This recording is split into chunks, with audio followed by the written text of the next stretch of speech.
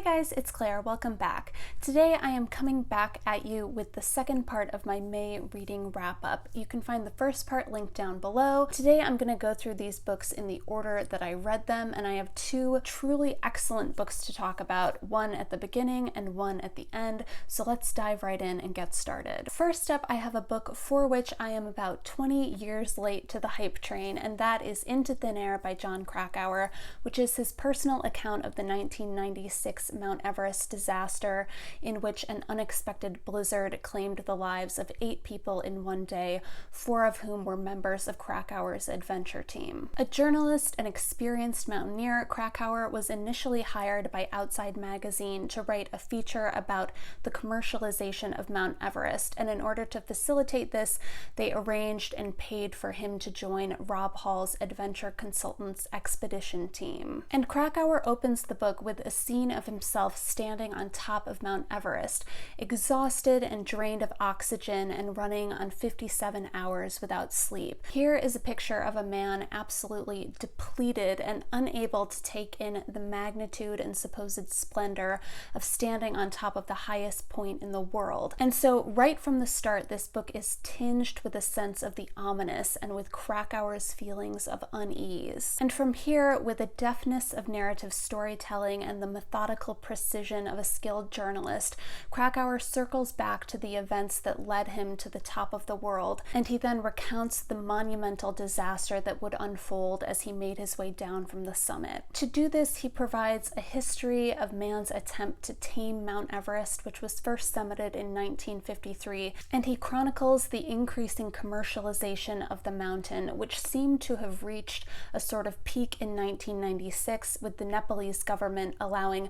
unchecked numbers of independent adventure teams to take non-professional climbers up the mountain for lofty permit fees. And this is the situation that Krakauer is sent to report on in the spring of 1996. And what is most striking about this account is the way in which Krakauer's long-held, deeply harbored childhood dream of climbing Mount Everest quickly devolves into a nightmare, and well before the deadly blizzard that descends on the mountain on summit day. Throughout the weeks of training and climbing and acclimatization that Krakauer and his team toil through in the lead up to their summit push, what resonates most clearly is the extent to which no climber really conquers Everest. Instead, they claw their way up, shattered by exhaustion, delirious in the oxygen-thin air, and slowly but surely broken and humbled by the mountain itself. And as Krakauer tells it, summiting Everest is neither transcendent nor triumphant, but rather an act of supreme human folly. Because by the time he himself reaches the top, Krakauer is nearly out of his mind with the mental capacities of a third grader,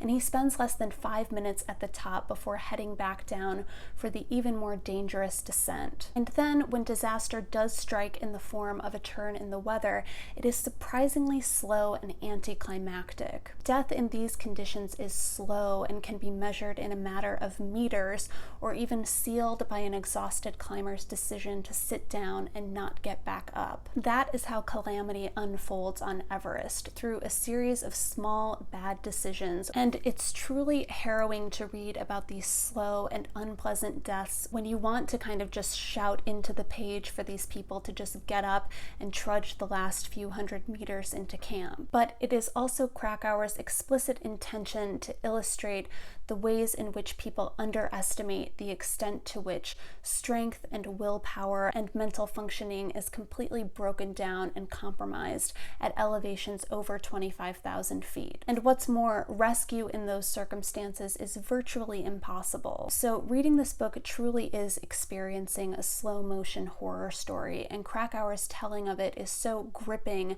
and appalling. And as he recounts his own piecing together of events, you just feel your stomach dropping over and over again. But Krakauer isn't just here to tell a riveting story. Clearly traumatized by his experiences on the mountain and haunted by survivor's guilt, he is crafting a supremely cautionary tale in which he is neither a hero nor exempt from his own critiques. Krakauer questions whether his role as a journalist on the team pushed his guides seeking good publicity to take more risks than they usually would to get as many clients to the summit as possible. level. He also considers the somewhat precarious position of guides on the mountain, whose positions of authority sometimes lead their clients to abdicate responsibility for their well-being. He also acknowledges the extent to which summiting Everest is only made possible by the aid and assistance of local Sherpa guides, who often take the greatest risks on the mountain while receiving far less care and attention than paying clients. But Krakauer also ultimately laments that few lessons will likely be learned from this disaster,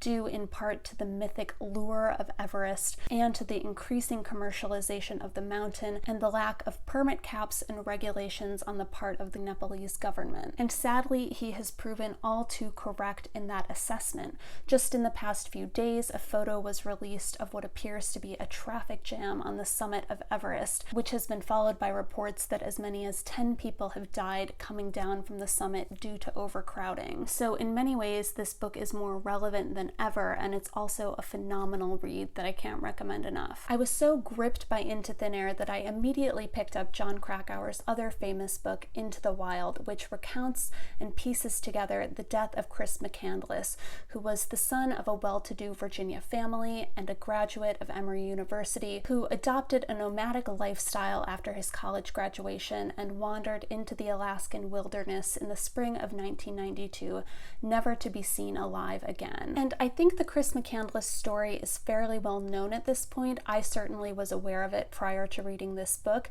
and you can understand why it elicited so much interest and intrigue at the time, especially regarding the still uncertain conditions under which McCandless died. Like Into Thin Air, this book is expanded from an article that Krakauer wrote for Outside Magazine in January of 1993 titled Death of an Innocent, which garnered a great deal of attention and controversy and response at the time. But I have to say, some 20 years onward, I don't think that this story is quite as compelling today as it probably was for readers in the moment. I think that the kind of shock and mystery of the death of this young man out in the Alaskan bush by himself has kind of worn off at this point, and it also might just be me or the times that we're living in, but I think that Chris McCandless's desire to be a man of the wilderness, living off the land, entirely self-sufficient, doesn't seem quite as primal or universal today, but instead comes across as a kind of foolhardy,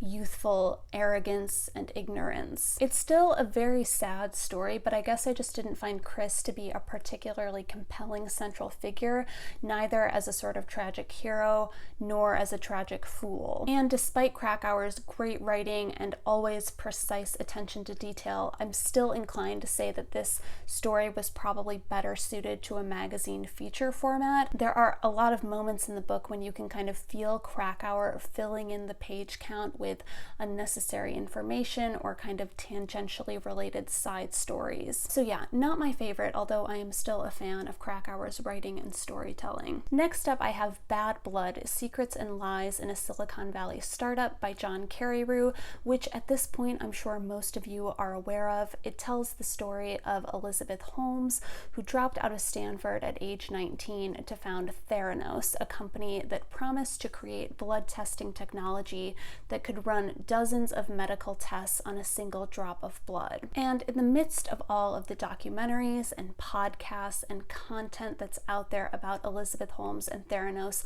I would say that this is really the definitive account of the Silicon Valley scam of the century, written by the Wall Street Journal reporter who initially broke the story and exposed the lies and deceit upon which Holmes was able to found this billion-dollar company. And it really is a bananas story, and I think I would have found it more shocking and crazy if I hadn't known a lot of the details going into it. I was aware of the weird cult of personality that Elizabeth Holmes tried to create around herself. I was aware of the fact that the single drop blood testing technology didn't actually work, and I was aware of the ways in which Holmes sought out and rallied a lot of powerful investors and board members around Theranos, people like George Shultz and Henry Kissinger, together who were incredibly powerful and known figures, but who also did not have any particular background in biotech or in healthcare. So what I found most interesting and surprising about the book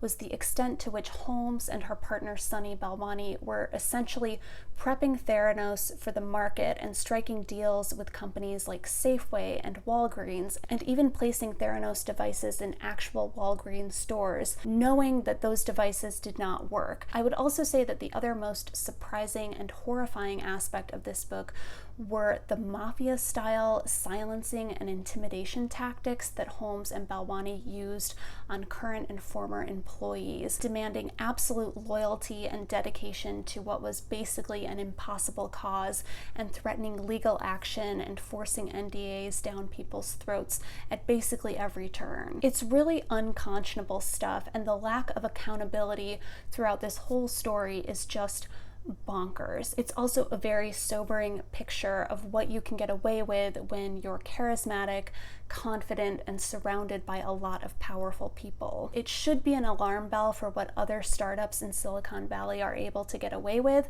but I also don't have a lot of confidence that that's actually going to happen. But it certainly was an incredibly thorough and compelling read, and I also now think that every person I meet who works in tech is a scammer. And lastly, I have a book of essays that comes out in August, and that is Trick Mirror: Reflections on Self-Delusion by Gia Tolentino, who is a former editor of the Hairpin and Jezebel, and who is currently a staff writer for The New Yorker. This is a razor-sharp collection of 9 essays that kind of circle around notions of self and identity and optimization that have become all too important in our current internet era. And as a known progressive feminist writer, Tolentino has established enough goodwill and good faith to kind of critique the delusions of self that have festered on digital platforms and begun to bleed into our analog lives. And she highlights the ways in which our sense of the value of the self or the importance of individual opinion has ballooned out of all proportion